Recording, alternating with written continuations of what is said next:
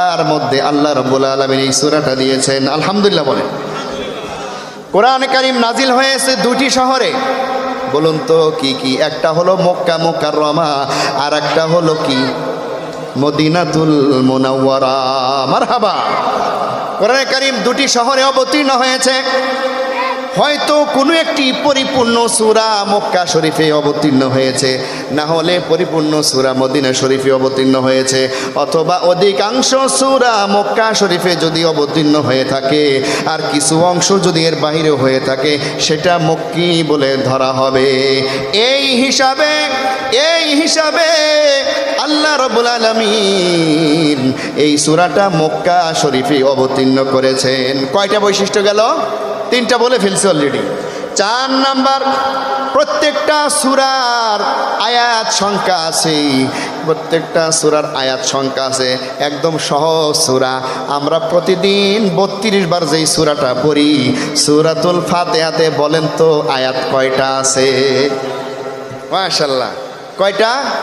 সবাই বলেন 7টা। মাত্র 7টা সূরা, 7টা আয়াত আছে। এইরকম প্রত্যেকটা সূরার মধ্যে আয়াত সংখ্যা আছে। সেই সুবাদে এই সূরাতুল বুরুজের মধ্যে মাত্র 22টা আয়াত আছে। কয়টা? 22টা। মুখস্থ করেন। এটা হলো তাফসির। আমি আজকে বয়ান করতেছি না, এটা তাফসির করছি। বয়ান এক জিনিস, তাফসির আরেক জিনিস। যতটুকু বললে আপনাদের বুঝে আসবে, সুন্দরভাবে বুঝবেন, ততটুকুই তুলে ধরব।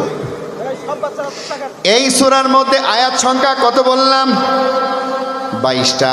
এই সূরার মধ্যে কিছু শব্দ আছে, যেমন ওয়াসামা, জাত, আল বুরুজ, ওয়াল ইয়াউম, আল মাউউদ, ওয়াশাহিদ, ওয়াল মাশহুদ। এই যে আমি ভেঙে ভেঙে বললাম, এগুলো প্রত্যেকটা শব্দ। প্রত্যেকটা কি?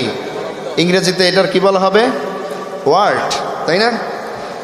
এই সূরার মধ্যে 109টি শব্দ রয়েছে। কত? 109টি। আমার সাথে যদি কথা বলেন তাহলে শয়তান আপনাদেরকে ওয়াসওয়াসা দিতে পারবে না। আলহামদুলিল্লাহ বলেন। আর যদি আমার সাথে জবানে জবানে কথা না বলেন তাহলে শয়তান আপনার মনের মধ্যে এমনি একটা কথা স্মরণ করিয়ে দেবে, পাশে যে আছে তাকে ফুরুত করে একটা কথা বলে ফেলবেন। এই এরকম হয়েছে না ওরকম, ভাইয়েরা কথা বলবেন না। এই যে ভাই, আপনারা ব্যবসা করতে আছেন নাকি? একটু অস্তা শুনেন, কথা বলে সমস্যা হয়, কানে চলে আসে। তাহলে এই সূরার শব্দ কয়টা? 109টি। আলহামদুলিল্লাহ। এই সূরার মধ্যে অক্ষর আছে 438টি। কয়টি অক্ষর? 438টি। ওয়াসসামাই যাতিল বুরুজ। প্রত্যেকটা অক্ষর যদি গণনা করা হয়